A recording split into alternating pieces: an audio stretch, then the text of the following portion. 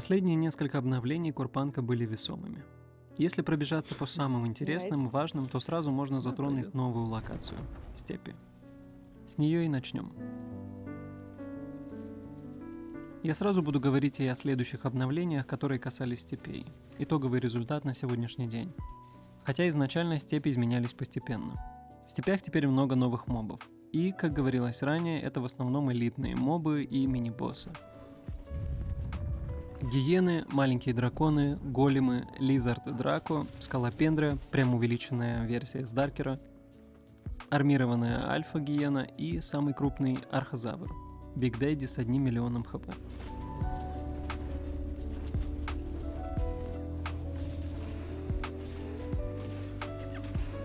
Также есть еще один особенный моб — манты. Они летают по локе рандомно и привязываются к игроку на большом расстоянии, а когда подбираются поближе, то реактивно в вас влетают и взрываются. В основном людей шотают. Преследование сопровождается звуком.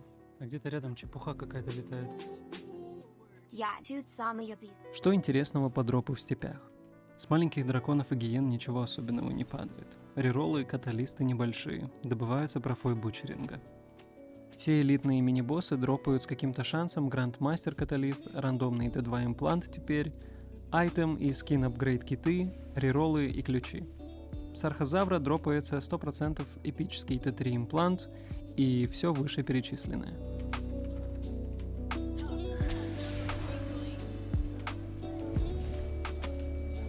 Ключи открывают двери в дома, где можно лутать ящики и иногда лутбоксы. Лизард Драко добывается профой мясника. Армированная альфа-гиена тоже. Големы добываются рудокопом, скалопендра не добывается вообще. Архозавр добывается дровосеком. С вышеуказанных есть шанс добыть Т3 ресурсы соответствующей профессии. Практически вся Т3 руда перенесена в степи. Гиенам в последней обнове добавили интересные механики охоты на игроков. Они ведут себя соответственно теперь. Ждут, пока игрок будет ранен, потом бегут его доедать. А до этого просто бегут на запах его крови и ждут на границе радиуса обзора и смотрят.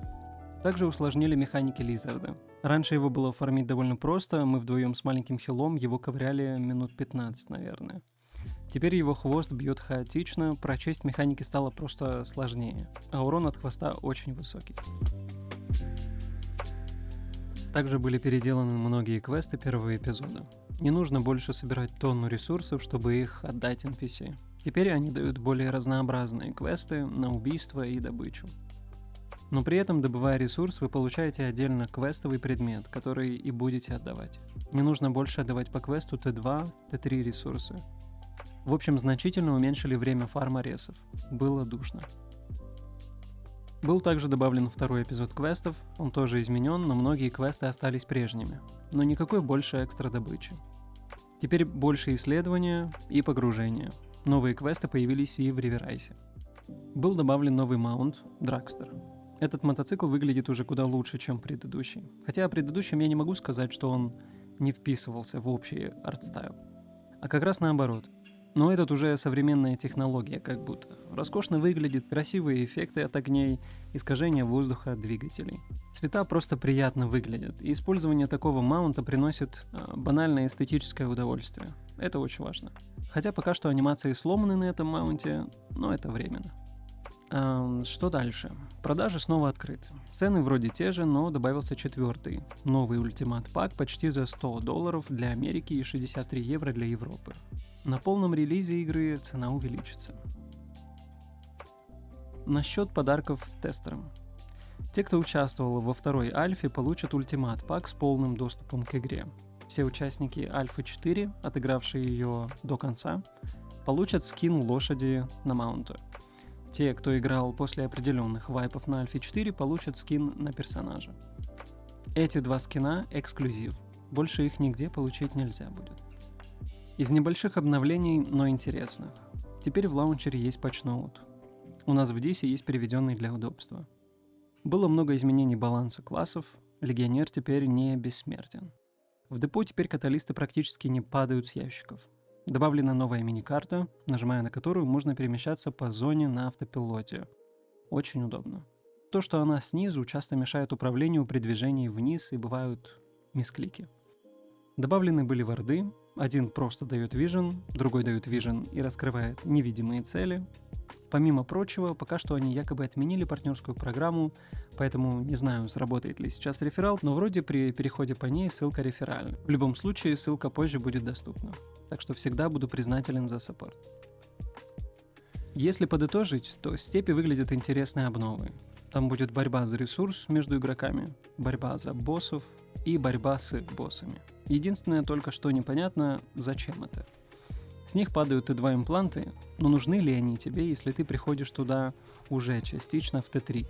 Так что конечный контент на данный момент это фарм боссов и ПВП в степях, ради чего пока непонятно.